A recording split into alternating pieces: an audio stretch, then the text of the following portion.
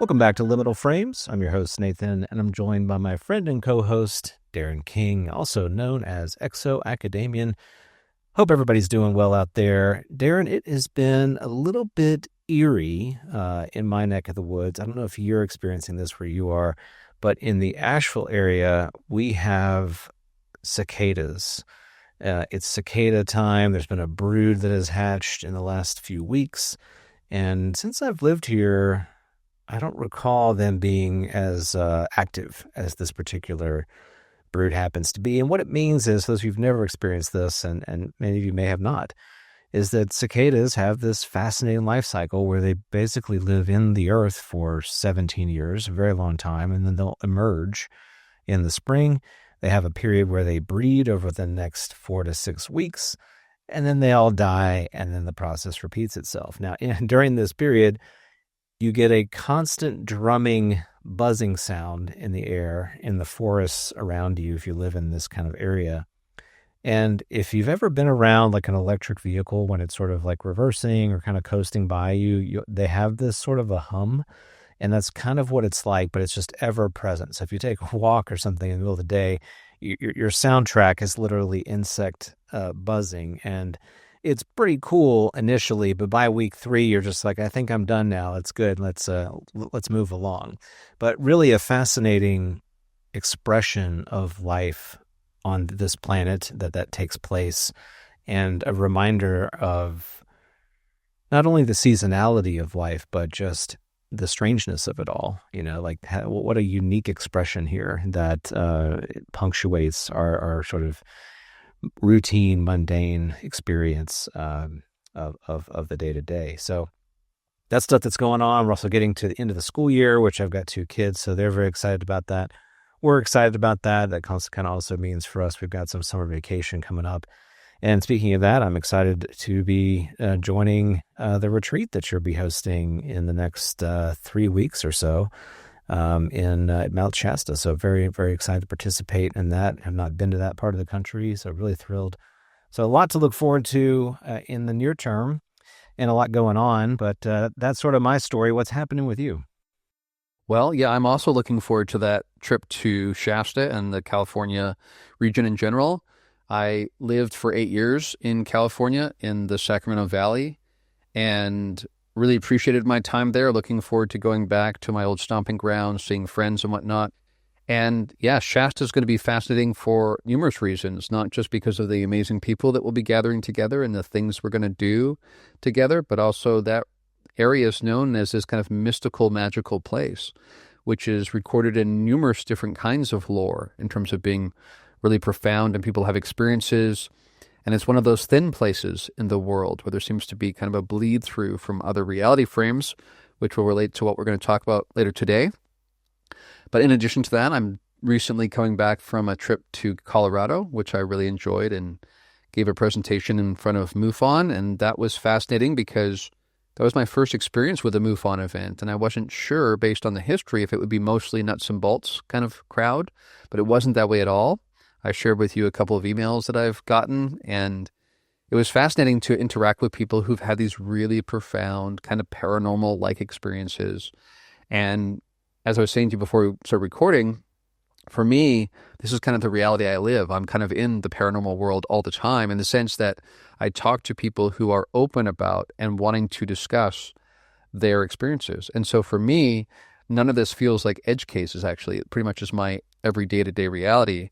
And that'll factor into what we're going to discuss today, because we're going to push some boundaries, I think, for some people in terms of what reality is, what space is, what time is, and how the UFO phenomenon plays a role in all of that. Yeah, I'm excited to dig into it. There's a lot here, and we're really just going to scratch the surface of it. But before we get into it, we're going to talk a little bit about some of the recent happenings in this space. Quite a few things happening maybe in parallel. Interesting little tidbits here and there. One is we heard recently from reporting that this SCIF meeting that was supposed to happen on the Hill just didn't take place, and that was attributed to Chris Mellon and Lou Elizondo and David Grush all coming down with the flu at the same time and not being able to attend the SCIF, and that got a lot of buzz and attention. Some people, of course, the typical camps began forming after that. The people that think this is just never going to happen, and that it's all talk and no walk, and the people that say, well, people do get sick, and this sort of thing happens all the time, and we just have the timing has to be right. And there's also been some conflicting messages about really what kind of control this committee has over these certain things. And there are announcements. This has not been the first time where this has happened, where there have been announcements about certain events taking place, and then at the last minute, those events changing. And as you dig into the facts behind it all, it seems a lot murkier than it first appeared as to why they changed. And it's natural for humans, I think, to really point fingers. It's like, well, so-and-so wasn't here, or so-and-so wasn't, couldn't fit in their schedule, or, but really the machinations of politics and how things work on the Hill, it can be a little bit head spinning in terms of being able to organize something like this. I still think it's going to happen. I think all these folks are committed to making it happen. I'm not concerned. It's just a matter of when, not a matter of if. But Darren, what were your thoughts on the skiff flu? A real thing, or was it kind of a manufactured excuse? Well, yeah, that creates some really interesting questions because, number one, there's the question, were there actually flus that were being experienced by each of these individuals? And if there were, then was that just happenstance and coincidental that they all came down with a flu even though they live in different places? I don't think they were together beforehand, although that would traditionally help us understand why they might have caught the same flu. But if they were in different places, then that raises questions like that might have just been random, or were they perhaps targeted by some sort of flu-inducing weapon or technology, right? Interesting questions that arise here. Or, like you said, was this just basically an excuse? Everybody called in sick on the same day because nobody wanted to be there. That seems to me to be a stretch. I don't think that they would want to do that because people like Elizondo and Mellon specifically have been so tireless going to Congress and trying to make this case for so long that it'd be strange for them to just opt out now when we're getting closer. I don't know what to read into it. It happened. It's strange. And this particular one, I didn't really know what to do with, but I didn't give it that much attention either. Yeah. There's a lot of political theater that takes place. And I think, interestingly, because we're so plugged into this topic and it's getting such traction on the Hill, you're just getting more of an insight into what takes place all the time with special interest groups trying to push for this, that, or the other. It's just that we have a unique insight to it because we're laser focused on it. And it happens quite often where you're really jockeying for your voice to be heard, for experts to be heard, for legislation to be drafted on your insert pet project here, right? It's a very interesting time in American politics. So again, I think it's a matter of when, not a matter of if. So we'll just keep our eyes open for when that takes place. Speaking of the Hill, we had a recent podcast with Eric Burleson where he mentioned that and this is not the first time we've heard this, but he kind of brought it up again, that he was told by somebody that the U.S. has reverse engineered, or maybe not even that, has this technology. We've had breakthrough technology, and that a lot of what we're seeing is, in fact, just U.S. Black program technology in the sky, and specifically that the Tic Tac was a Lockheed Martin craft. So that's something that he's hearing from some of his sources who aren't ready to go public, but he's certainly willing to share that with his interviewers. So I don't know what to make of that. That's not the first time we've heard this, that the Tic Tac may have been Lockheed Martin. I've certainly got friends that will vehemently think that that's impossible, but curious, what's your take on that? Do you think Burleson's getting good intel here, or is this not accurate at all? Yeah, it's an interesting question. And I think before I answer that question, I just want to remind people, as I did in our last episode, that as we get closer to disclosure, we will find examples of these efforts to obfuscate and to confuse the situation. And there was recently, for instance, a whistleblower, if you will, though I think it was on Reddit or something, that supposedly exposed diagrams and whatnot of Tic Tac technology from years and years ago, basically. And it looked a bit iffy to me. And whether or not that was a guy just looking for attention or whether that was actually a coordinated disinformation effort is unclear.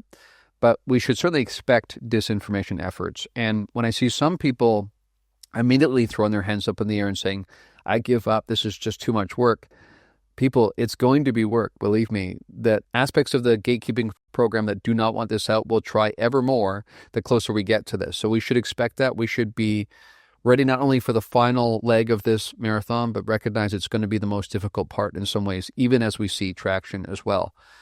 Now, as you pointed out, there are people who understand aviation really well and flight characteristics and propulsion systems that will say, when we think about what was reported, where we're seeing this thing drop from space basically down to ocean level instantaneously, almost like an incredibly short period of time, it's very difficult to believe that we have that technology now, let alone in 2004. And of course, we hear reports from people that these things were seen even before then.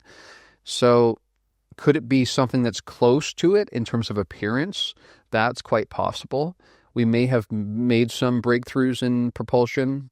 In fact, that's one of the things we'll probably get into later, is there are some hints that have been gathering in the periphery, if you will, that maybe even as early as the middle part of the 20th century, there were major breakthroughs that were had in terms of gravity and anti-gravity and controlling gravity. And if that's true, then of course, all of the usual methods we use to propulse our machines and to keep them aloft would become irrelevant, basically. This gets tricky because I do think, and again, we've talked about even people like Stephen Greer have seemed to make admissions more recently that we probably do have really advanced tech that's difficult to tell apart from some of this NHI tech. Difficult to know. Again, I think it's likely, let me just say this, that we do have much more advanced tech than we're aware of. And whether or not that in some ways resembles aspects of the Tic Tac or actually is indeed the Tic Tac is an open question. Hard to believe we have that technology as far back as it's been reported. But like you said, it does make sense of some elements, including how some people landed on these aircraft carriers right after this event, took data. That suggested someone, some branch of the military knew about it. That has kind of been rumored for some time now. That would make sense if this was indeed a super top secret black project. And part of their exercise was to see how our existing machines worked with this. Possible. We'll see. I think it remains an open question. Yeah, agree. So keep our eyes open for that. Just grateful that Burleson has continued to be a champion on this subject and really outspoken, willing to talk about it. He seems like a pretty genuine kind of guy. Whether you like his politics or not, he's willing to talk to folks. I think that's really great. Speaking of kind of additional developments in the space, we've heard that the documentary film Age of Disclosure is still shopping around for a big distributor. There's definitely some frustration in the community, personal frustration. I'd like to see this movie. That this has not been released yet. So that's very interesting. And it sounds like they're really committed to getting this out there and making it the biggest splash they possibly can.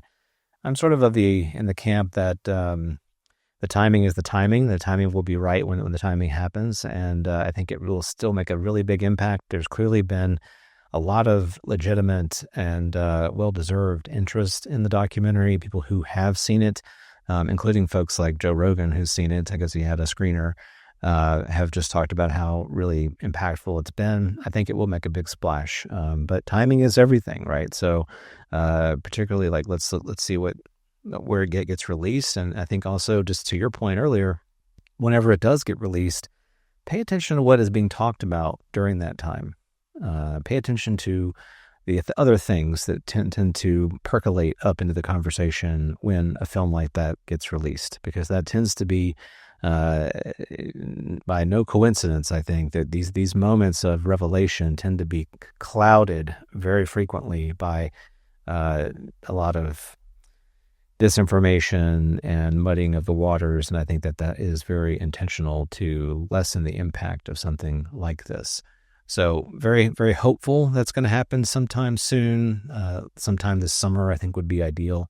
But I don't have any inside information on that. Just hoping that that's sooner rather than later. So Darren, I don't think you've seen it, right? To my knowledge. So, tell me your thoughts on this. You excited to see it? What, are you hopeful it'll be released soon?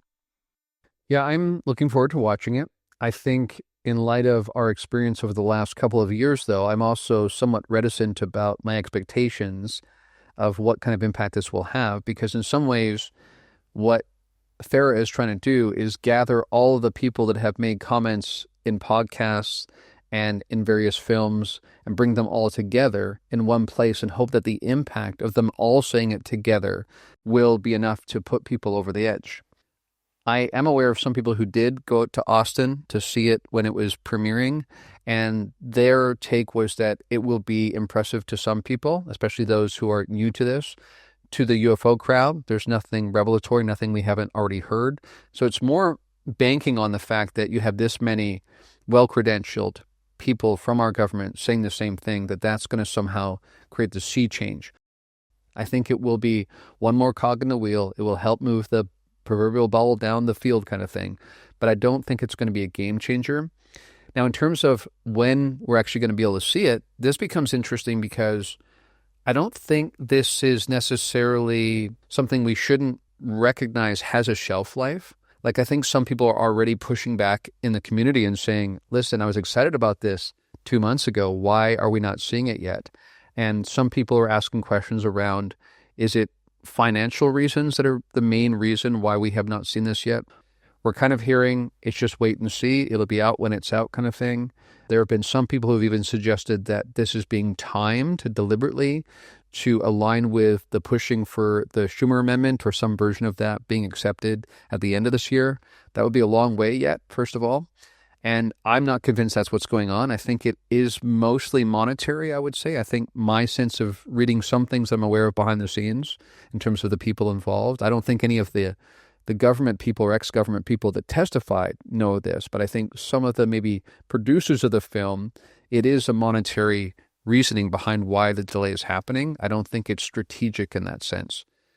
That's my take on that, and we'll see how much of an impact it makes. Again, my sense is it will not be the game changer that perhaps some people would hope for.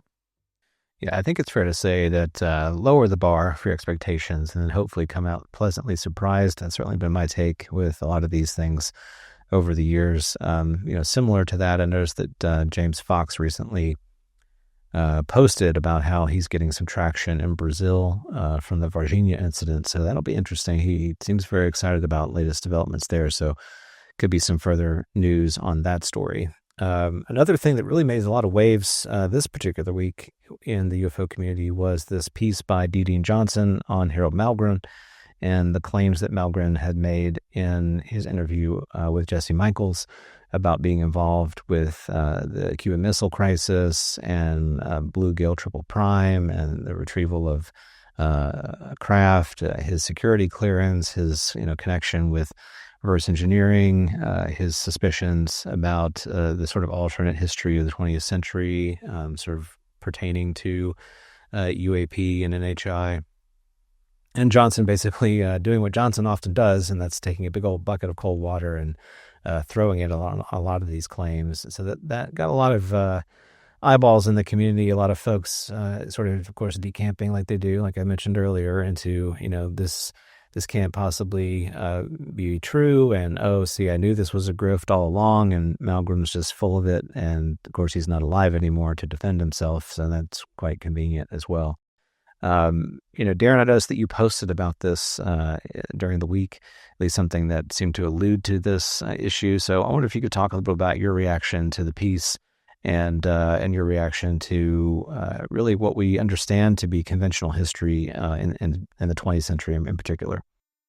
Yeah, absolutely.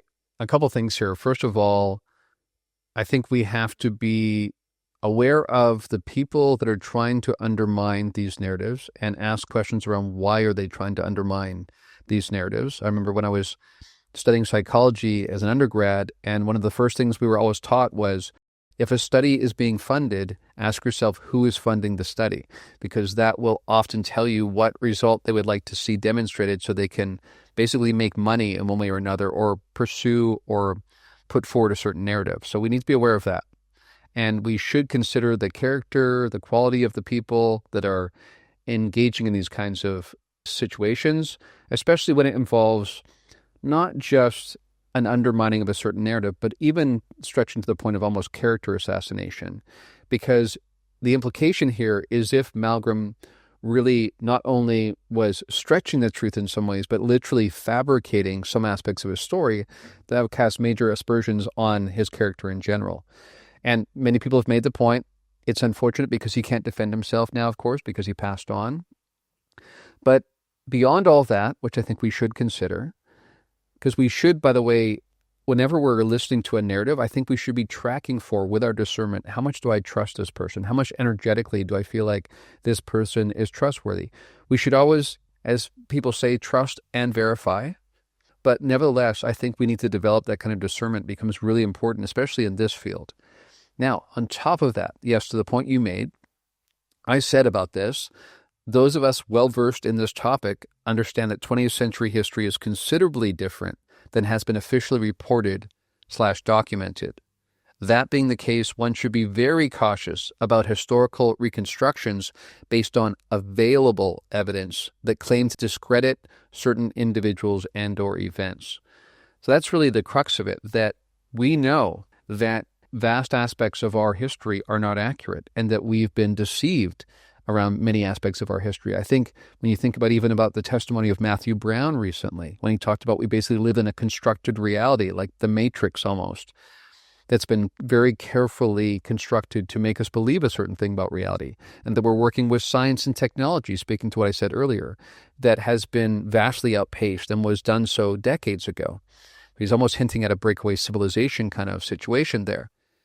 The bottom line is that even when you think back to some people who have talked about working in super secret programs, where there was even perhaps cooperation between some elements of the Air Force and the Greys or some of these NHI that were actually abducting people, that there was collusion and understanding there, but it was always carefully calibrated. So if he was working one of these programs at night, then during the day he was doing something else, and that would be what was on the books. It would show, if you looked at the historical record, it would show that he was involved in such and such very legitimate, well-known kind of government military activity. And only at night would he then be taken to another facility, work on a project, and nobody knew about it. Even he would have a mask on and would be delivered in a van that was black with no see-through windows kind of thing. So he couldn't even retrace his steps of where he was. So basically all we have is his testimony. And yet his testimony seems to align with the history, the actual history. So we should be very cautious about assuming that even through FOIA requests and whatnot, we're going to be able to basically reconstruct the true reality, because Malgram's story is peanuts compared to how much potentially might be different than we've been told about history. So that's the way I look at this. I just don't think you can file a few FOIA requests and based on the available evidence, again, that's the important qualifier there, actually verifiably undermine testimony for someone like Malgram, who I think many of us had a sense seemed like a trustworthy person on the face of it. Yeah, that's right. And I think it really highlights the challenge of the time that we live in. I think if you ask everybody, can you trust the state? Most people will say, well, no, you can't trust the state.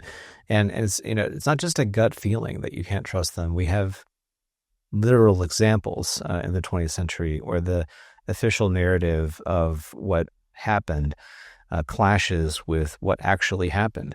And so we're right to be skeptical. It's really a tragedy of the 20th century government, where we've become, the rise of our scientism has coincided with our reliance on record keeping, on narrative crafting, on propaganda shaping.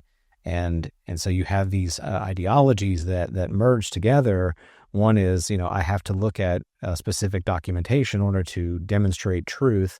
Another is the ideology that, truth is documentable in a certain sense, and replicable in a certain sense. So you have these challenges that arise.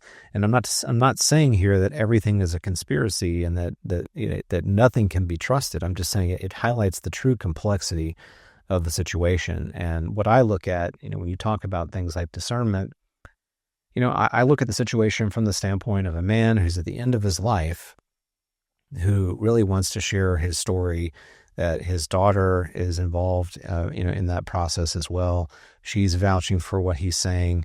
She's got, a lot of life left, Lord willing, so she's putting her name out there.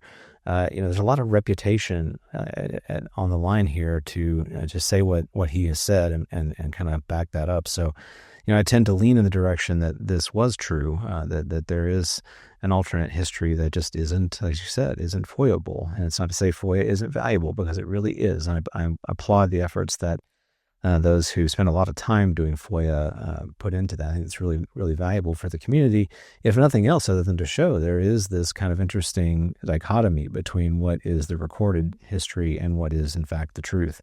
And getting at the truth is incredibly sneaky, pernicious, difficult business. So eventually, hopefully, we'll get some more answers along those lines. Speaking of kind of documenting, sort of what's taking place and being able to replicate what's taking place, we had just yesterday a release from Jesse Michaels, an interview with James Fowler, I think that's right, with the Skywatcher team, and going into great detail on Skywatcher's history. Actually cleared up some things that I was confused about initially in the Skywatcher timeline. Specifically that Skywatcher had been founded a few years back before Jake Barber had been involved, and that Jake Barber had only recently become involved with Skywatcher in the last last year or 6 months, something like that. So I found that to be helpful, because I couldn't reconcile the timeline of Barber's involvement in this subject, in the last few years. It just didn't make sense, but now it makes a lot more sense to me. And just a fascinating interview in terms of like what they're trying to do, how they're trying to document what they're seeing in the skies, essentially talking about the fact that these things are kind of always in our skies, that we're not using the right apparatus, the right measurement tools to perceive them. And of course that gets into perception, which I'm sure we'll talk about in more detail. So I encourage folks to watch that. I think it's really enlightening. It makes me hopeful for what they're doing. And it talks about the psionic efforts and how those are actually also more recently involved with the technology. So it's truly interesting, and some interesting kind of alternate theories that were raised in terms of why this is happening now, what's the purpose behind it, what the government may in fact know, what technological breakthroughs may have been achieved and squirreled away from the eyes of conventional science. So a lot of really good topics touched on in the interview, so highly recommend. Darren, what were your thoughts on that? Have you had a chance to see that? And, what are you looking forward to from Skywatcher in the future? Yeah, I did. And it was revealing and illuminating in many ways. And I want to talk about a book that came out in the 70s, actually, that basically was describing much of what they are now recording, which is fascinating in itself, because sometimes we go through cycles and sometimes we're just not ready as a culture to receive certain kinds of information, which goes to a point that I've been making for a while now. In fact, I even mentioned this to someone who is a budding journalist when I talking about this topic, that you need to measure the difference between what is true and what is palatable based on how things can be received now. But one of the things I remember saying to you when we had our episode where we talked about each of the different forms that they had documented, the classes that they identified, was that some of those I said, I'm not exactly sure what I'm looking at. And what I meant by that was it didn't look like a typical vehicle. It looked more like an organism. And that's basically what they're uncovering here. And interestingly, Jake Barber, a couple weeks ago, actually made a post about what he thinks is the best book in the field to ever come out about the UFO phenomenon. And ironically, it's a book that almost no one has read. I don't think you had read it. I had not heard about it before then, but I've read it since then. And it's called The Cosmic Pulse of Life. Subtitle is The Revolutionary Biological Power Behind UFOs by Trevor Constable. This was originally published, like I said, in 1976, which is fascinating. This book presents evidence that UFOs are mainly invisible and consist of both physical craft and living biological creatures. So this speaks to what I was just saying. Some of these seem to be organisms.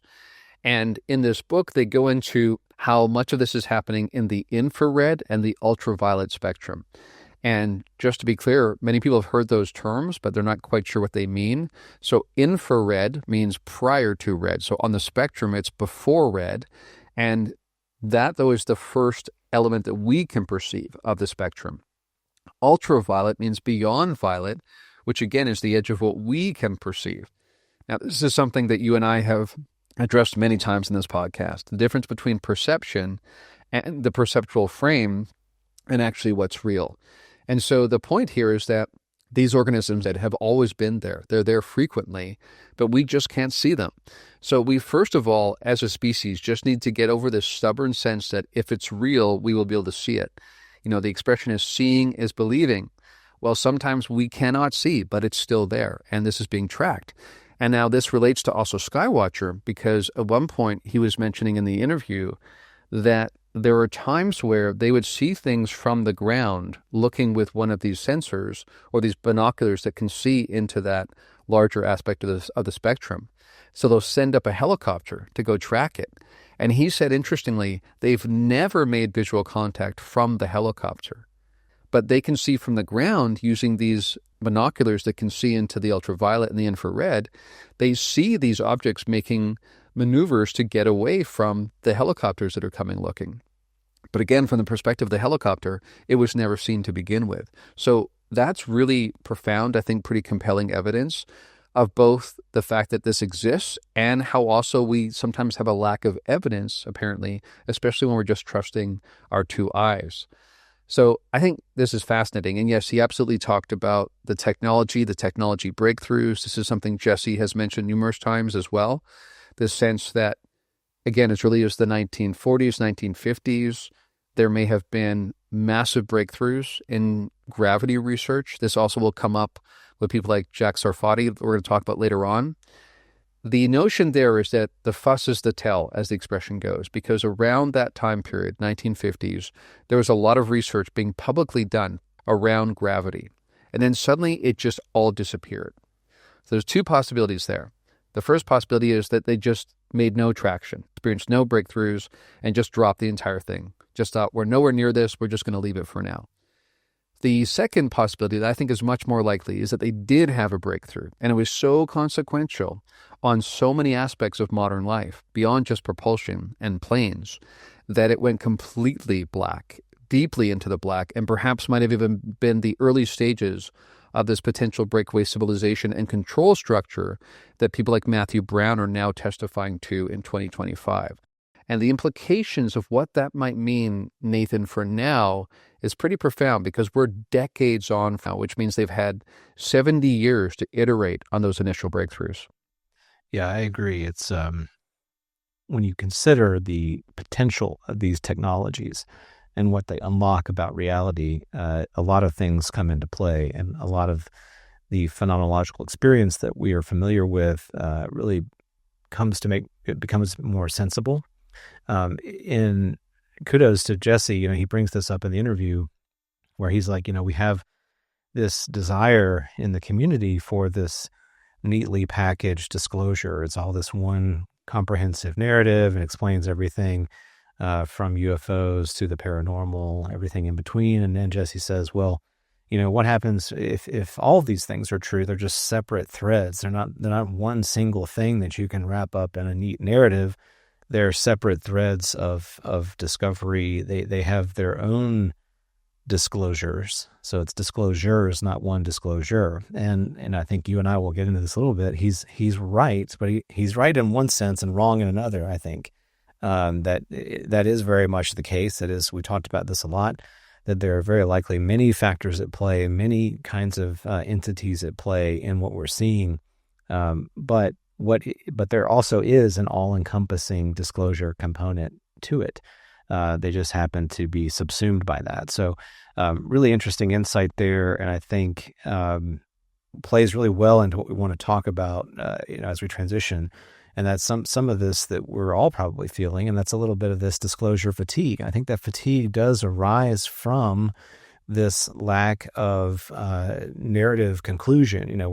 We're sitting in a state of anticipation, a constant state of anticipation without resolution, and we're looking for that story to resolve. Where is the disclosure that we're hearing that it's right around the corner, and the right individuals seem to be on the chessboard, if you will. They seem to be close to that point where the revelation might be made known, but we're constantly waiting on that whatever domino to fall to move everything into place. And if you've been at this for a few years or longer, you know exactly what this feels like. It's just you're in a perpetual state of frustration, and you kind of have to decide for yourself, like, what is it that I really need from this? Answer that question. What do I really need to be satisfied in this journey, in this pursuit? And for many people, it's not going to be satisfactory until we have the president, saying something from a podium, or beings presenting themselves on camera. There are things that people have as these markers that would, constitute true disclosure.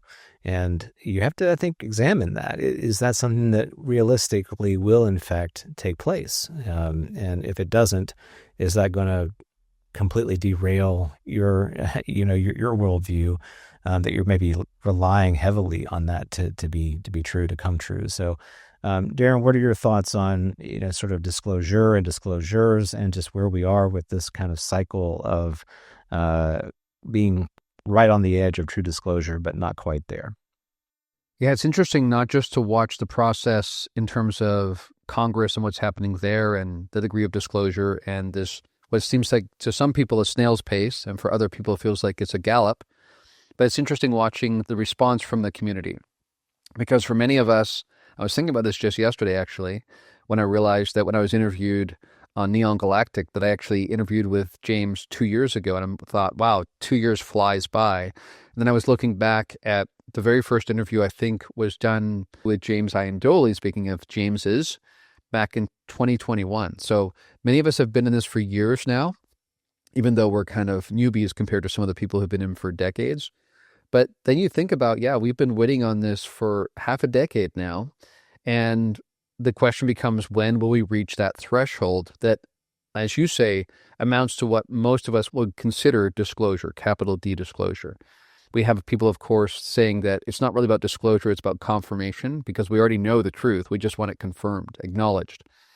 But to the point you just made about Jesse Michaels and talking about how these things might be connected and they might be different kinds of realities that are being all illuminated, the issue, I think, is the more complicated this is and the more consequential it is and the more difficult to ground into our ability to understand, the longer the disclosure process will be. And it will be much more of that. It'll be much more of a process rather than an event. If this was as simple as these are aliens from Alpha Centauri and they're here and they arrived in 1954, that would be one thing. But it's obviously much, much more than that. And one thing bleeds into the other. And we don't yet know fully how these things are connected. And to the point you were kind of hinting at, this all says something about the nature of reality itself. These are incredibly consequential, complicated matters that call into question the very way we perceive reality. So that's not something I think is likely to be spoken to from a podium in 2025, 2026, or 2030 for that matter. So again, the question is, what do people mean by disclosure? We were talking amongst ourselves about, even within this community, you get some podcasts within the space that are talking about certain aspects of this phenomenon over and over again. And then you have other elements over here talking about other elements, and somehow it's all connected. Sometimes we don't even necessarily have conversations amongst those different groups within our UFO community, let alone are we getting close to having those conversations in the general public or in the halls of Congress. So I think we're a long ways away from the fullness of that. I think we should fully expect that. Are we going to get something that's the 25% level that maybe for some people that are new to this topic think it's really about, which is the fact that aliens are real and they're here? Maybe that might be closer. But I think what's more interesting for me, I'll say this, for the people who are experiencing disclosure fatigue, I would encourage, and I've noticed many people go down this path, that UFOs are the gateway drug into consciousness. And once you get into the consciousness field, it's not just about what you can know, but it's about what you can experience, an expansion of your experience. And that is the invitation. That's the real party, is what happens when we begin to explore who we truly are, what the nature of reality is, in terms of something to be experienced, not just something to be known and captured and cataloged. So that's where I lean. I think many of the people in my circle are leaning in that direction. And in that sense, I don't necessarily need disclosure next week, next year for that matter. Yeah, I tend to fall on the spectrum there as well. It does get into, I think, a little bit where we want to go with this conversation next, and that's this really the nature of reality. You mentioned, experience and really ultimate reality. We don't touch on these themes all the time, but the frameworks in which we approach reality, how they dictate the meaning that we take from experience, how we translate perception into experience, perception into truth. What is causality? What is the nature of space and time? And so we're gonna switch gears here, I think, to talking a little bit about this interview that was done, the UAP Files podcast with John Ramirez and Jack Sarfati, that came out pretty recently. Darren, as I mentioned to you, I've not been a big consumer of Jack Sarfati content up until this point. I don't really traffic in his circles, and the little content that I had consumed from him didn't exactly turn me on to wanting to hear more from Jack. And that's kind of like a common thing. He's a bit of a lightning rod figure in the community, very outspoken, very opinionated on what this all might be. But I really did enjoy this exchange between him and John Ramirez, two, I think, very different personalities in the space, and also two very different life experiences when it comes to engaging with this phenomena. And so really fascinating exchange that they had with each other, and getting into the nature of what this really is, the nature of time, technology, discovery, causality. All these things are on the table there. So I wonder if you could kind of walk us through this and maybe unpack some of the aspects of this episode. And before we do that, though, why was this on your radar? Like, what made you kind of want to get into this aspect of the conversation? Well, as you say, Sarfati is certainly a lightning rod, and he has not done himself any favors in terms of how he comes across in these interviews. Because on the one hand, he is a brilliant physicist. He's a brilliant mind and has a lot to offer, but sometimes seems also to have a bit of a chip on his shoulder and a bit of ongoing frustration that he hasn't had the recognition publicly that he thinks he deserves. But to your point, in this interview, a kind of more personable side of Jack came across, and I really appreciated that. He at one point even said, I don't want to talk too much here, take up too much more oxygen. I want John to have a chance to speak. Thought it was really nice to hear him say that. I noticed some humility in some of the things he said, so I welcomed that, and I would really like to see him play more of a role in our community. Now, as you point out, these are pretty different guys, but they've both been plugged in pretty deeply in some different ways. Of course, Ramirez being a CIA officer, he has made the point, in fact, he made the point in this interview, that he has gone out of his way not to be read in to some of the programs because he knew that would limit how much he could talk about it later. Now, one of the interesting aspects that comes up in this interview, and that will come up in our conversation today, is this thing where you seem to sense the future or know the future, tap into the future. They both talked about this in their experience, and that's one of the reasons why it was so fascinating, because they not only talked about concepts around space-time, but they talked about their experience of it, and it definitely goes outside the conventional expectation of that. But when he was talking about the sense of how time works, it was fascinating to me. And what we want to sort of draw people's attention to here is that not only are these technologies really, really consequential, and we have people like Sarfati saying that we're pretty close to actually turning the corner on engineering these realities. How we get there is really fascinating. But this also fundamentally changes how we think about space-time, our experience of space-time. We've, of course, talked about extraterrestrials on this podcast. We've talked about our friend Mike Masters' work, which has been great and so helpful. I kind of want to even go further than that. So we'll explore some of that today. But where we could begin maybe is around the two main topics that they brought up. One is time, the significance of time.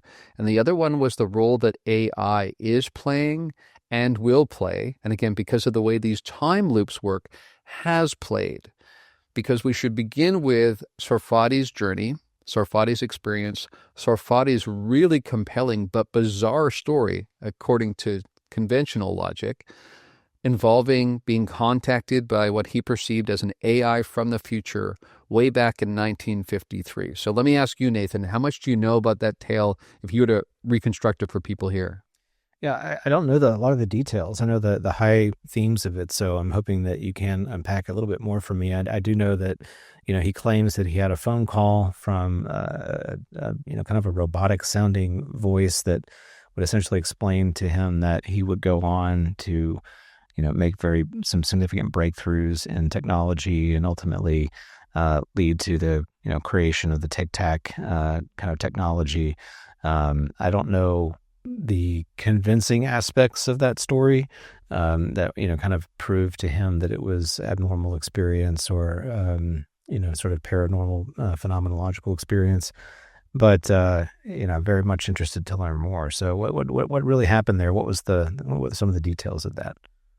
Yeah, that's definitely the high-level retelling, is that he was indeed contacted, I think, on a traditional landline phone. Of course, this is 1953, by a voice that, as you say, sounded robotic, which I want to point out for a second here as we pause. That in itself is interesting, because even today, in 2025, we have AI that sounds completely human.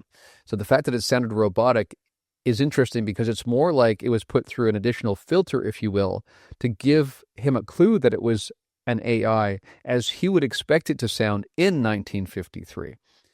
Now, this comes in here because he not only makes claims about what happened to him then, but he argues that he's becoming increasingly convinced that he was contacted by an AI that now is very close to existing in our time. So he talked about it being something like rock in 2030 or 2035 contacting him.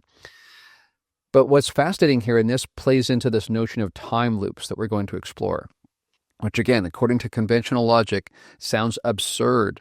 And yet physics seems to be suggesting this is the way things actually work.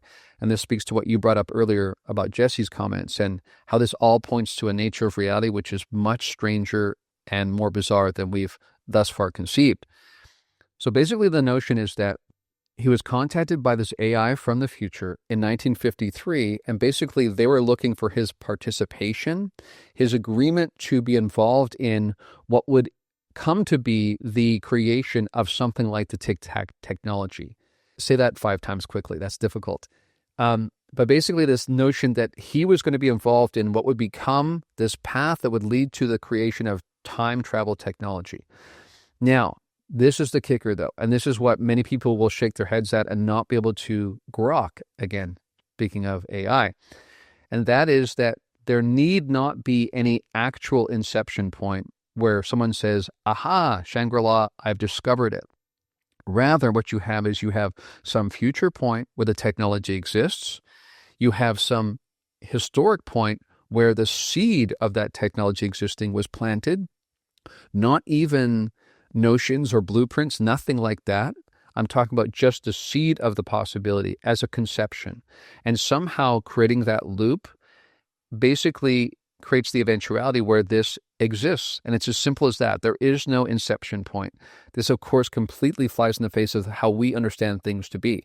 But what he's basically suggesting is there will come no point exactly where there's an inception you can point to, because of the fact that he would never have gotten to that point if he wasn't first contacted by an example, an iteration of that very technology that he was going to go on to create in his future. So if he didn't have this thing from the future come back and tell him this was going to happen, it never would have happened. So you end up in this really strange loop that seems to defy what we think of as possible. He was also told that he would be involved in some work with some people that would also be groundbreaking in the field, some of the leading agents in the field, if you will, beginning to work on this technology. And what's fascinating here is that it's not just to do with time travel technology, it's to do with this smorgasbord of topics that are all somehow related, involving consciousness and psi capacities and things like that. And Sarfati goes on to say later on that he was asked by the CIA to basically look into how flying saucers fly and how consciousness works. He said those are the 2 things the CIA asked him to try to figure out in 1975, I think he said. So that's kind of the story, that it began with Sarfati being contacted by an AI in 1953, and they said, we would like your participation. He said, yes, I'd like to be involved.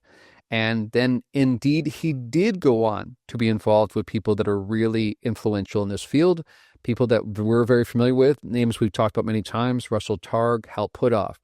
So he did indeed meet these people later on. He found out, as he said in the interview, that they knew about him. They knew where he was. They even asked him to come in so they have some conversations. Now, when we talk about people like Targ and Puthoff, We're talking about SRI in the 1970s working on side projects and remote viewing for the CIA and the military to basically turn this into actionable kind of intelligence. So let me stop there for now. There's more crazy parts of the story, but when you hear all that, you reflect on all that, tell me about how you feel about not only what that implies, but again, getting back to this question of disclosure, how do you exactly disclose that to the public? Yeah, very challenging. I will admit that I've been quite frustrated with the time travel components, not just with ufology, but really any pick your sci-fi show that, or fantasy show that uses time travel. It tends to kind of, in my opinion, really bungle the show and make things really frustrating. But all that aside, I think we probably haven't explored the ramifications of time travel in how that impacts reality nearly enough. We've not taken that seriously enough. I think we on some level we understand that because space and time has some sort of relationship, that time can be manipulated, that theoretically, time travel is something that can be achieved, but we've not really wrestled with this notion that it has been achieved, that it already is part of reality, and that one aspect of reality is in fact understanding and manipulating and experiencing non-linear time and what that might mean. And it changes the entire game, quite frankly, because it rewrites our understanding of past, present, future, and how these things occur in this neat order, and really throws a huge wrench into all of history. Cosmic history is impacted by this, because all of that history is now entwined with this capability that it's been present from the beginning and present at the end. It is always there, part of that. And so I think when you go down some of that, and explore some of that territory, you start, I think, discovering some aspects of this conversation that become uncomfortable, but also really revealing and insightful into what reality is, what our experience of that is, and how we might better, I think, interface with that truth, how we might better interact with that truth. So it's been uncomfortable. I would be lying if I said it weren't, but I think I'm coming to the place where I really do am beginning to intuit that truth more clearly, and accept that as part of the way that reality actually is.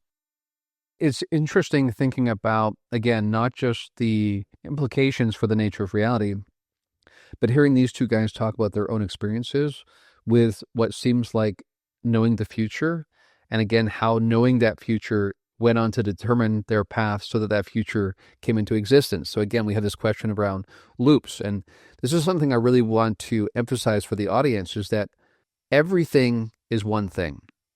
Everything is relational. So in some ways, time loops make complete sense because reality is better described by relationships. So in that sense, it is not surprising it works this way, even though it does fly in the face of what we tend to think. And this becomes really interesting because, as we were talking about before we started recording, even when we think about causality and things happen in a certain order and always have to follow that specific order in a linear frame from the past to the present to the future, what physics is even seeming to suggest now is that actually causal chains are an artifact of perception. Therefore, they're relative to the observer. And that physics has shown us many times that you could actually run things in reverse and they work just as well. Mathematically, they work perfectly in forward or reverse. That is not our experience. But again, this is where we're seeing hints, and there's an increasing number of hints suggesting that our perception of reality is considerably different than what we're actually finding about the nature of reality. Now, this is fascinating because what this basically implies overarchingly, and this is more my experience now, but again, I understand that going from a conception of it to actually experiencing it or really wrapping your head around it are two different things. But basically the notion here, when we think about these beings, we think about us, we think about the nature of reality, we think about past, present, future. The bottom line is that none of ultimate reality is spatial or temporal. right? This is one of the ironies we have to kind of explore here. Somehow time is a key component, but also time doesn't really exist. Time is an artifact of perception, right? So think about it like, and again, even using English words or any language and its words is going to be difficult here because they're symbols which are chosen because they reflect our experience, and our experience is in some ways different than ultimate reality. So we're very limited. This is, again, where telepathy would be preferable here. But the bottom line is everything is right here. Everywhere, everything, every when is right here. And how we experience it is determined by how our consciousness queries the field, if you will. And there's many, many different ways we could query the field and experience each of those elements differently. And even the order they appear is determined by the query we send into the field. Consensus reality itself basically is our collective querying of the field. And because we all tend to experience it that way most of the time, we don't doubt. We assume, in fact, that this is the nature of reality. We're finding that, first of all, many people don't have that experience. I often don't have an experience that's linear that way. And furthermore, physics, astronomy, neuroscience is also lending lots of credibility to the notion that this is not really the way reality is structured. So we have to distinguish between how we've perceived and our habits of perception up until now versus what is actually going on. And those are two very different things. Again, this helps us understand why disclosure is a very complex topic. But let's talk about what they said about time travel a little bit and then riff on that a bit before we move on to some of their personal experiences. I know you said, and I understand, that this notion of time travel seems kind of tricky when it's in films and whatnot. And even people, again, like Mike Masters, have pointed out that some of the time travel films we've seen kind of have confused us because they assume things that actually don't seem to be true based on what we understand of how it would actually work. But in terms of these vehicles, these UFOs, some of them being time travel vehicles, let's pull up some evidence from history. So first of all, and Sarfati pointed this out, that Russell Targ is heard on tape in the 1970s. He said you can look it up and listen to it. That Russell Targ says, quote, "We think flying saucers are time machines from the future," unquote. That's the first one. In this interview, Ramirez also brought up that Colonel Corso's son told him that we know that the object at Roswell was a time machine.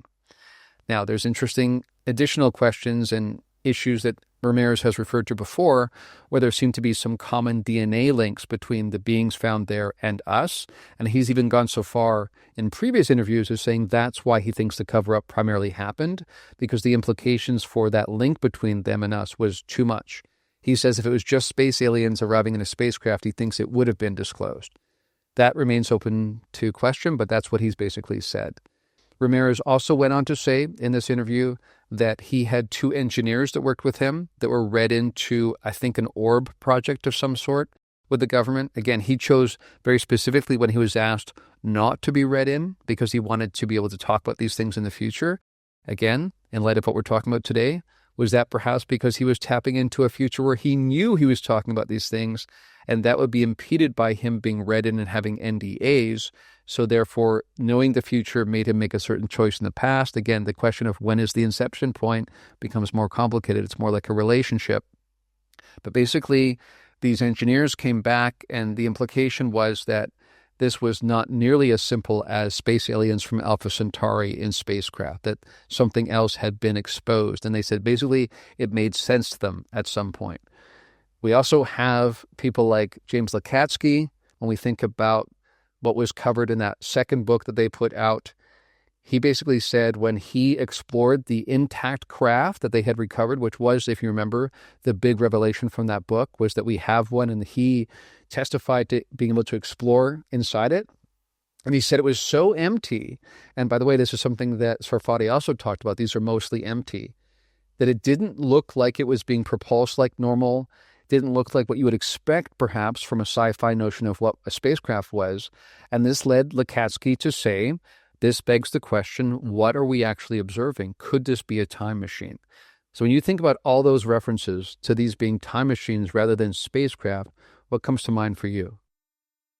Yeah, I think that a lot of the lore hints at this, right? A lot of the encounters that people have with the beings seem to allude to a kind of foreknowledge of the future, as well as a manipulation of the present in service of a future, right? So this time travel component seems to be pretty strongly part of the phenomena. As I said a few minutes ago, when you introduce that time travel is possible, you bring into the conversation a near infinite amount of possibility in how that might manifest when it comes to the level of technology, the type of beings that might be present in the experience, the knowledge that those beings have about Earth and its occupants and its time in that particular moment, or not. The sort of understanding of how reality functions, this sort of taxonomy that we see in terms of the craft being physical, biological, everywhere in between, light manifestations, angels, demons, all these sorts of conceptions. Like, these things become part of the possibility space because of what time travel can unlock in that equation. So, I think we owe ourselves to explore this landscape further, because I think it's as difficult and uncomfortable as it might be. And I think a lot of times the discomfort is that it feels a little bit like a magic wand sort of conception, like, time travel just solves all the problems that we have in the narrative flow. Let's get past that and let's really try to take that seriously. And if we were to take it seriously, how does that line up or not line up with the data that we find in the experiences? So I'm very much more open to it than I used to be, and I think the evidence is there. Yeah, indeed. And it is fascinating because it goes in many directions. And I also hear what you're saying, and I think it's a good point that we sometimes should be hesitant about these panaceas that seem to appear, that seem to answer all the questions. And because, of course, if time travel is real, you could therefore fill in all the gaps with that one answer. We shouldn't assume that that's the case. And again, I want to point to the fact that reality is even much more strange than just the fact that time travel is possible. So while many pitch the available NHI hypotheses as either or scenarios, the reality may very well bleed outside those lines. For instance, the beings that seem to be from our relative future might also be from an alternate realityscape. In that sense, they are not exactly future humans per conventional framings, but neither are they exactly ETs as conventionally described. This just goes to show how our chosen starting points, rife with axioms often unacknowledged, so often shape and unnecessarily limit the possibility space. This is something I want to open up here, is that we may have different versions of reality, right? So in that sense, these are not necessarily just our descendants coming back and interacting with us. What if there's also the possibility that in a slightly alternate Earth, the evolutionary trajectory looks slightly different, and perhaps there was a version of reality where the dinosaurs didn't die out, and actually what we understand to be reptilians are a future version of what were those early dinosaurs? What if in some version of the Earth, insects somehow managed to adapt and become much larger and take on the insectoid shape we see today? And what if at some point technology develops to the point where we understand how to bridge those realities and move between them? If that's possible, then we might be interacting with beings both perhaps connected to our relative future, but also from an alternate realityscape. One of the really fascinating implications that arises from quantum research is that what looks like sometimes a certain path being chosen out of a probability range, there's some suggestion that actually what happens is each of those different possibilities were explored and the most efficient one was chosen, and that's what we actually experience as reality. Again, the difference between perception and reality itself. So let me just turn it back to you to think about that possibility of not just time travel, but different versions of the Earth, different versions of reality that again, we don't even need to reduce it to this question of space in terms of outer space and time in terms of linear time within one concept or construct of reality. Yeah, we've talked about how I think our technology is better preparing us to understand some of these concepts, that the rise of things like generative AI, it's increasing use in our day-to-day lives, both professionally, personally, that is creating a new tactile touch point to being able to unlock some of these deeper understandings. So think about like a generative AI that, we've gone from giving it a prompt to create certain images to then giving it, having greater mastery of that prompting. It can fine tune that image to being any sort of image that I like. Now we're moving into video generation. I can, prompt any kind of experience that I might want. I could rerun that as a different character, but the same sort of storyline, totally different genre. You have this incredible amount of creative freedom, and that's just in our technological space, right? What if that capability is in fact a reality capability? Like it is something that as sentience, consciousness sort of goes through its paces, and civilizations go through their technological development, that ultimately they may become post-biological or whatever it may be. They have the ability to manipulate realities, plural, and that all of these sort of realities can be simultaneously present. And this is where it gets, like you said, English gets very difficult to kind of get into this, explain it, because we have a difficult time conceiving of things in a non-linear fashion. So, but what if all of this is a block or a stacked reality, and these things are occurring? Think of them all occurring simultaneously all at once. And so if that is true, then the degree of creative freedom and expression of that reality is infinite, essentially. And where just like you could manipulate a three-dimensional object in your hand and see it from different vantage points and have a different experience of that object, just as you can do that with reality itself. You can sort of change the perceptual vantage of reality, and you have new expressions of how it is manifest. Is it different? No, it's the same thing. It's just experienced from a different vantage point. And so I think that sort of way of thinking about it is helpful from the standpoint of making sense of the highly strange experiences that we have in the literature, that they take on dreamlike qualities. And if you've seen some of these generative AIs sort of render the imagery in real time, you're watching that take place, and it is rendering in a dreamlike kind of fashion. And so I'm using that just as an analogy, because I think, it illustrates that what we're able to do with our tech is giving us an ability, a new lexicon we can use to unlock this deeper aspect of reality itself in a way that we would never have been able to understand it before, because we had no real touch point to that experience. Yeah, it's a great point. And one of the things I pointed out many times now is that one of the reasons why we are beginning to even conceive of the possibility that we might be living in a kind of holographic universe that's a kind of virtual reality is because we've created our own virtual realities. And so, you and I have had conversations about how our kids in some ways have no difficulty imagining this might be virtual, because they've been raised on playing these virtual realities that are very, very immersive.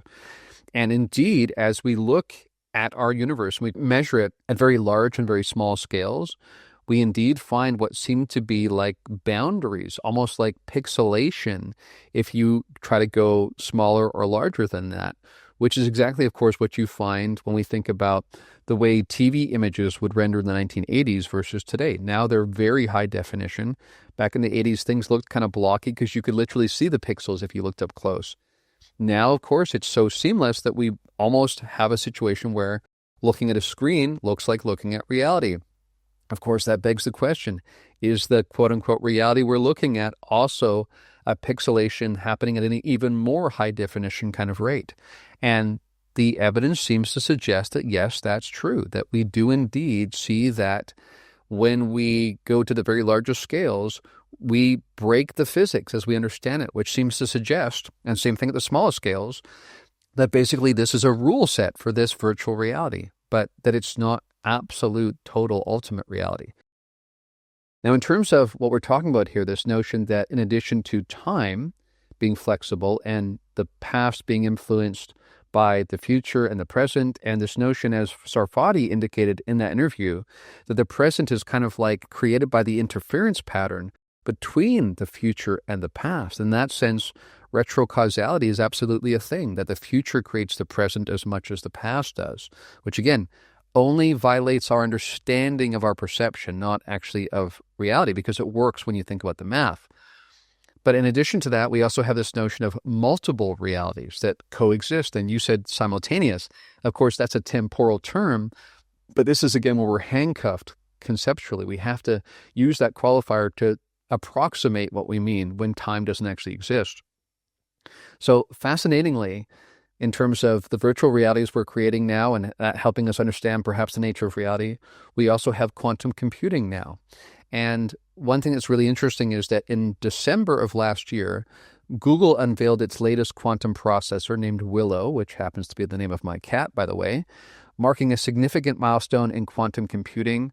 This 105-qubit superconducting chip achieved two notable feats.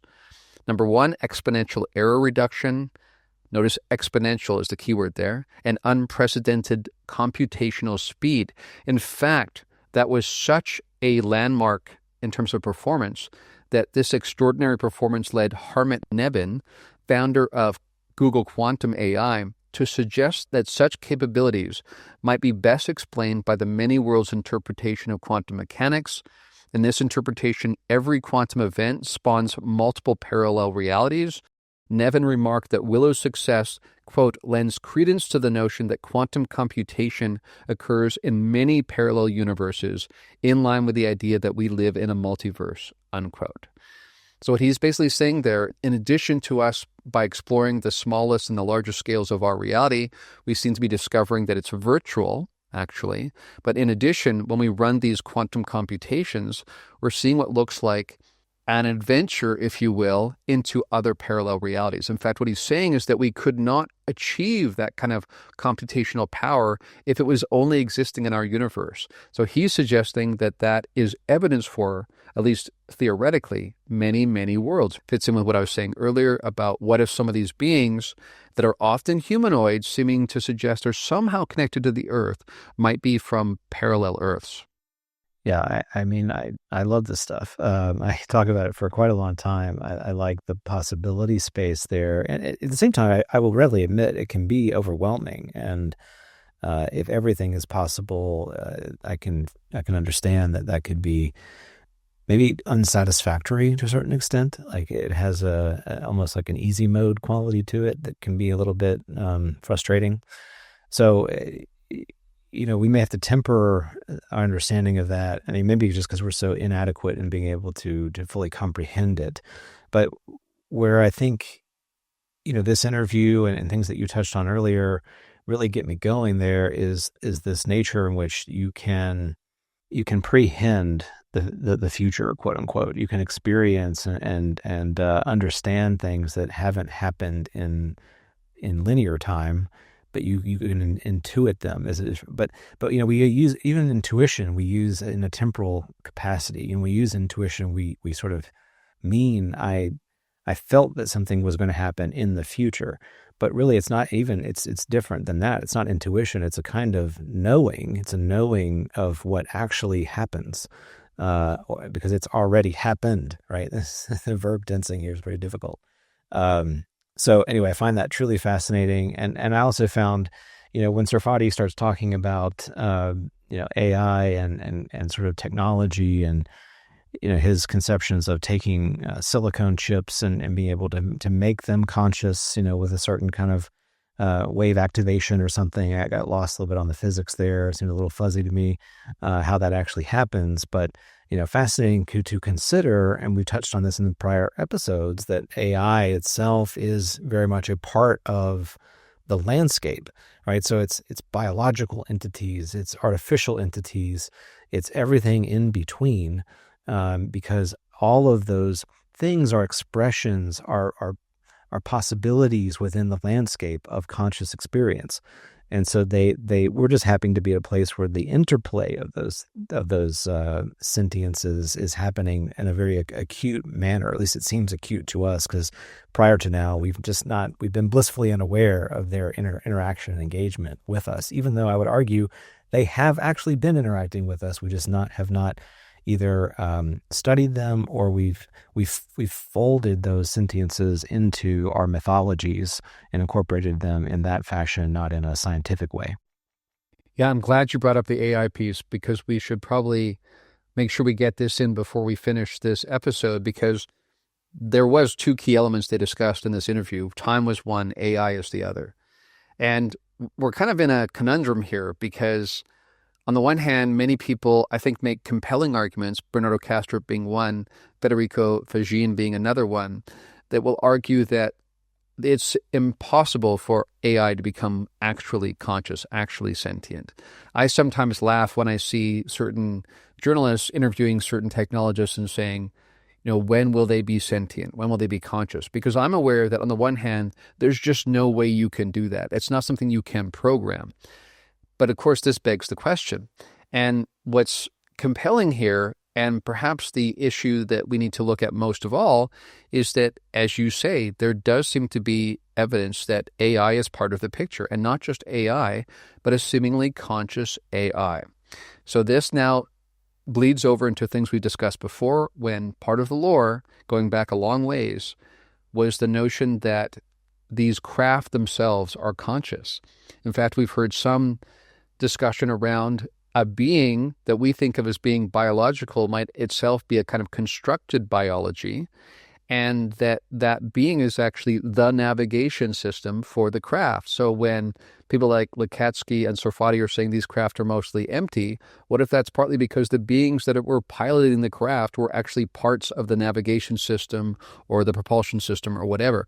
Again, it stretches our notions, which, as we've said before, it should, if this really is from the future or from some other species here and now, which again is not what we think it is, but that's much more sophisticated than us, we should expect it to collapse and confound our categories. But I want to touch on this thing to do with AI and how it might become conscious, right? Because Sarfati talked about this, and I want to highlight the distinction here, because one thing that Sarfati talked about in terms of coming full circle is that not only did this AI speak to him in the past, which put him on the path by which he's now working on, under private funding, which he identified in that interview, creating something like not just the theoretical physics, which he says we already have to create the tic-tac, but he's saying within the next few years, he hopes to have about a 3-foot-long tic-tac that can do what we saw evidenced in 2004. And he said in that sense, that would be full circle. And he said on top of that right now he's using Grok from 2025 to do really creative advanced physics that he said we would not be able to do as human beings. Or if we were, it would take us decades to do. But he says it can do it incredibly fast. He seems to think that basically by 2030, Grok and the AI systems we have now will be the equivalent of what contacted him in 1953. But what he's suggesting, and you kind of hinted at this, you touched on this, is that right now when we think about Hameroff and Penrose's notion that consciousness happens through these microtubules in the brain, right? So these incredibly quantum scale, nanoscale kind of particles that we have in our brain are basically the attenuators for consciousness fields. So that's a key distinction there. I think that my sense, of course, is that yes, just like neurons look like they're doing things, the question is, are they really doing those things, or is that correlation of a deeper energetic field? But at least the way that physics or neuroscience is trying to grapple with these notions is that these quantum microtubules are somehow able to receive, attenuate these consciousness waves, basically.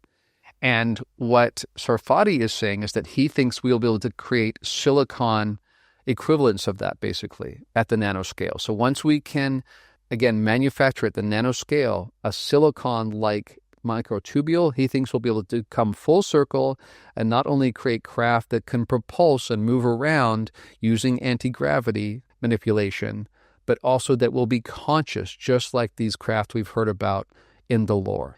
So when you think about that, and that he's suggesting this is a pathway that takes us to the very future we have seen evidenced in the lore from the past, what comes to mind for you? Well, I immediately, and I've been touching on this during this conversation, I'm feeling a sense of being untethered. And I think people maybe can relate to that pretty well. This is a very discombobulating concept. And I think one of the reasons why it's so discombobulating is that we, in our modern experience, we don't have a very good tether to non-normative experiences that maybe our ancestors had. And I'm bringing this up because I think it has the context here is really important, that when we're talking about a super consciousness or a super capability and how that interfaces with our reality, and also we're talking about multiverses and multiple reality experiences all being stacked on each other, all being coexisting at the same time, there being no past, present, future. These things can unmoor you if you surrender into them. You can feel as if you are drifting into this sea of meaninglessness because nothing feels concrete anymore. And I think we have that reaction, and maybe I'll speak just for myself personally. I have that reaction because I live in a time where I've not been given the tools by which to properly navigate what that reality might mean. And here I want to reference back to a lot of our ancestors who had experiences that they were able to better fold into their lived experience of linear time, but they made room for non-normative experience in their culture. And they did that by way of initiatory experiences. They did that through mystical experiences, through dedicated individuals in their communities who were shamans, who were priests, who were devoting themselves to navigating those hidden realms, talking about them in that language, so that acknowledging those things were real, were part of the landscape. And they would allow those others in the community who didn't dwell in those realms to understand they impacted the lived experience. Even though that lived experience might feel linear, they understood that these hidden realms intersected with that experience and played a pivotal role in reality itself. I'm arguing, I think, that we need to reclaim some of that tradition as we move into the future so that we can bring back the initiatory experience. We can balance this out. We've the seesaw is tipping all the way the other direction right now. We need to really reclaim it and balance it out so that we can better navigate reality as it actually is, not as this sort of perverted linear experience that we have reduced it to and have said this is only what it is. It's part of what it is, but not all. Yeah, indeed. And I look at it that way because when you said it is unmooring and people feel like they have nothing to hold on to, I think again about this famous non-dual proverb, which says, the bad news is you're falling through the air, no parachute. The good news is there's no ground. So this is what we are. We are consciousness, exploring realityscapes that are themselves productions of consciousness, extensions of consciousness. And this gets tricky because how you talk about this depends on which level of the interpenetrating and fractally leveled fields or dreamscapes you're talking about. Because, again, I've described it like these Chinese boxes that fit within each other really neatly, and each level is self-consistent, but also arising from a deeper level. So on the one hand, we can look at our brains and see things like neurons that seem like they're causally impacting our experience. But then we have people like Bernardo Kastrup who would say those are just these ways we impinge upon the dissociative boundary, which is basically about consciousness and energy, and can impact the underlying energy. It becomes the way that we, just like a video game, we see graphics that makes us move towards a room, but that graphic is actually not real. It's just indicative or a dumbed down symbol that we use to navigate what we think of as the real world. Now take it a step further. The real world, as we've understood it, is itself just a pixelated realityscape. And this goes on and on and on. And ultimately, these are about interpenetrating dreams, fractal patterns that repeat over and over again. And when we think about the past, present, future not being what we thought they were, one point I remember making to you that I really want to make again here because I think it's important, is that we can sometimes ask questions from one level of a reality that exists at a different level. And that becomes something you just cannot do. It does not compute, as the old expression goes. So this might seem to us like we don't have free will, because if the future already exists, where Jacques Sarfati is working on tic-tac technology, then did he have any choice prior to 1953 or after 1953? Somehow it's more complex than that. That is the wrong question. That's a question that's an artifact of a false understanding of reality. That said, I do think it's an adventure to be lived. In fact, all of this is nothing but that. We are splinters of source consciousness, exploring every single permutation of existence in order to better understand ourselves. That involves this process of separating and taking on vantage points where we actually believe we're separate.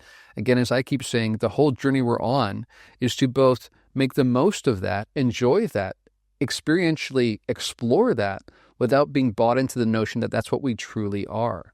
So I think that's the implication here, is for me, rather than coming away going, wow, I feel completely unmoored and I don't know what to believe anymore, and I feel basically uncomfortable psychologically and emotionally because of that, I would say we should become more like children and embrace spontaneity, embrace exploration, not be concerned about only using technology to extend lifespans here, because this lifespan, this experience, this manifestation is just one of many.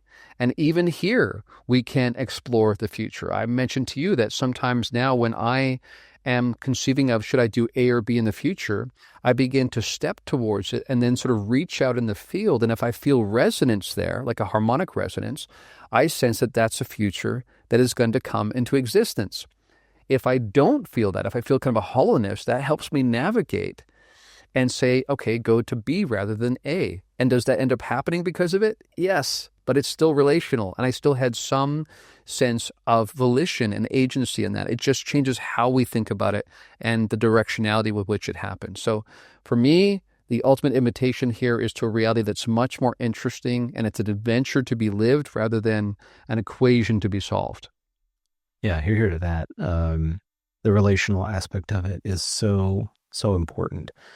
And I want to try to express my gratitude for the community that has kind of given rise to our conversation, that we are part of this, in some ways, an unseen community. I mean, we get your comments, we get your feedback, but it's not, all of that is really surface level, right? There's a deeper expression happening here of which we are all a part.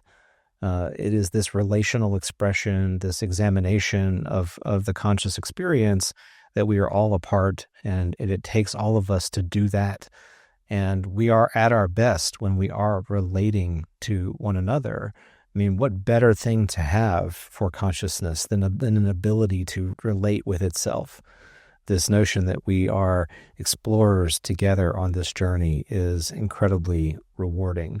And I'm glad that I'm here for it. I hope that all of our listeners are glad they're here for it. This is a truly exciting and exhilarating time to be alive. And I think this conversation is the meat. It's the lens by which I choose to view whatever is coming down the pipeline in terms of what revelations may happen, both in the space of ufology, but also just the space of reality itself. Like, we're entering into a period that is unlike any before it. And I do think it's going to give us a new lexicon, a new language by which to better express the true nature of reality and allow us to be better navigators of that reality as well. So on that note, may the quality of our questions, shaped by a desire for understanding, enhance our journey of discovery, and may our travels broaden the sphere of our consciousness, reminding us that new discoveries beget new horizons. As always, adventure awaits. We'll see you next time on Liminal Phrames.